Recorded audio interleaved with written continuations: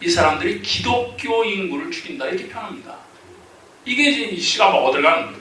세계 10억 인구한테 일본이 독립시켜달라는 말은 안 하고 그것도 물론 하셨겠지만 제일 먼저 앞장 세우는 게 뭔가 하니 일본이 조선 사람을 죽이되 기독교 인구를 죽인다.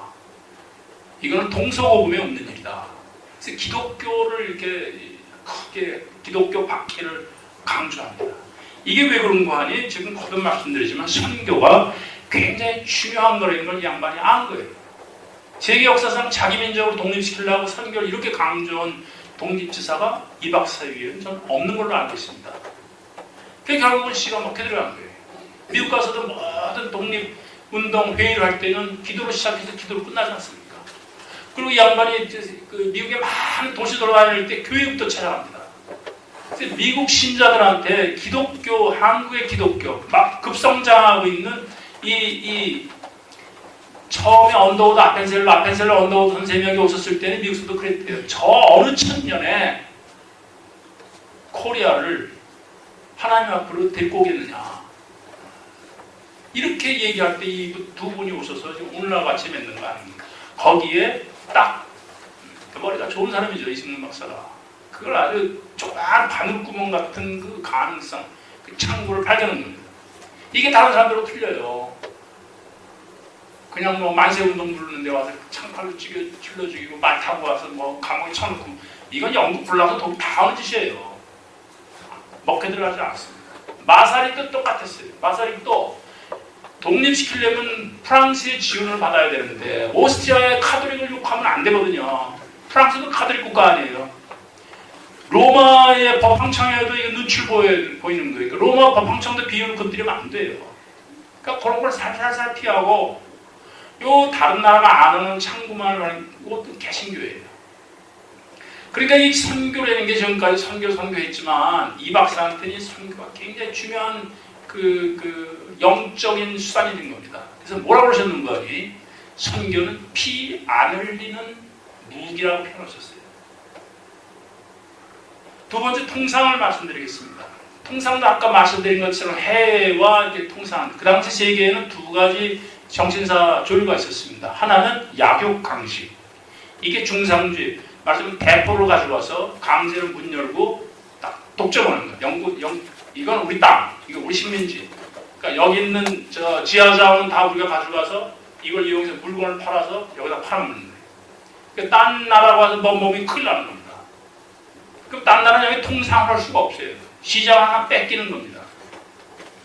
독일도 똑같이 했어요. 그러니까 영국이 저런 짓을 해도 우리도 똑같이 해야겠다 해서 영국이 안 가는 나라 가서 아프리카 가서 혹은 다른 뭐 사모아 이런 데 가서 배 타고 가서 무력 통상을 해서 우호 통상이 아니라 무력 통상으로 해서 그 나라를 식민지를 만들고 거기서 나는 지하자원을 본국으로 가져가서 가공을 해서 그걸 갖다가 그 나라를 또 파먹고 이게 중상주의 방법입니다. 근데 그 특징은 뭔가 하니 약국 강식 적자 생존이에요. 이 논리에 의하면은 힘 약한 사람이나 힘 약한 백성은 살 수가 없는 겁니다. 논리를 찾을 수가 없어요. 근데 다른 사전은 뭐가 있었는 거니? 통상은 서로 교육을 하면 내가 없는 건 저 사람이 가지고 있고 저 사람이 없는 건 내가 가지고 있으면 교환하면 되는 거 아니냐. 이게 스코틀랜드에서 발생한 아담 스미스의 이 국부론에서 탄생한 통상의 원리, 이게 시장의 원리죠. 그래서 싸우지 않고 이승만 박사의 독립정신 가만히 보세요. 뭐라고 써있는 게 있었어요. 내가 필요한 건 내가 다 만들 수가 없다. 내가 필요한 건 상대방이 만들고 상대방이 필요한 건 내가 만들어서 교환하면 되지 않겠느냐. 이게 상부상조 공생의 원리입니다. 여기는 우리가 이렇게 사회에서 한 개인이 비록 힘은 없고 약해도 자기의 가장 장점을 살려서 직업을 갖고 그걸 먹고 살지 않습니까? 독립된 생활을 할 수가 있어요. 국가도 마찬가지다 그래요. 국가가 비록 작아도 큰 나라가 다 할 수가 없다. 미국이 가발을 만들고 안 좋겠어요? 우리 처음에 경제개발할 때 가발은 우리가 만들고 당신네들은 컴퓨터 만드셔. 그러면 가발 열심히 만들어서 팔면 당신은 그 돈 가지고 우리 또 가발 사주면 우리는 그 돈 가지고 우리 컴퓨터 사주고 그러면 서로 좋은 겁니다. 이게 공생의 원리 두 가지가 있었어요. 근데 영국이 하도 강하니까 다른 나라가 입도 뻥끗 못하고 영국을 따라가고 드디어 동양에서는 일본이 따라간 겁니다. 근데 이걸 제일 먼저 철학적으로 글 쓴 사람이 칸트예요. 칸트 영국 평화론을 보면은 세 가지 해야 할 일, 6가지 하지 말아야 할 일, 영국 평화를 위해서 일시평화가 아니고 있습니다. 근데 세 번째 꼭 해야 할 일의 마지막에 부록에 가면 이런 말이 있어요.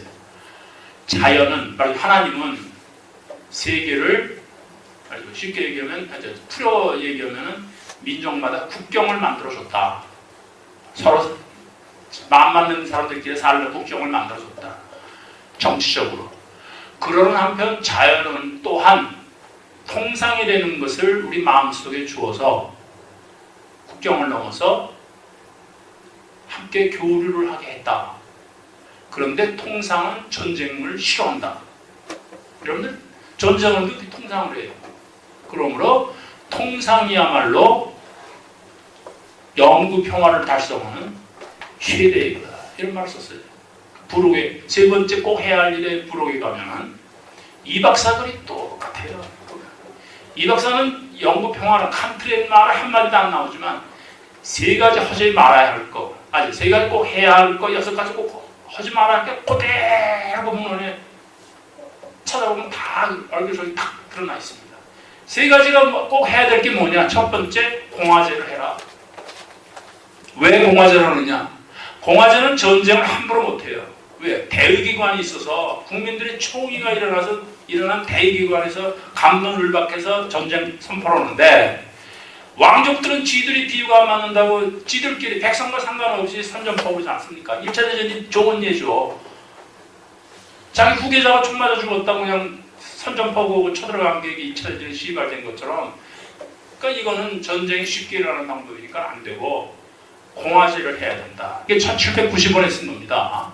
미국이 독립하고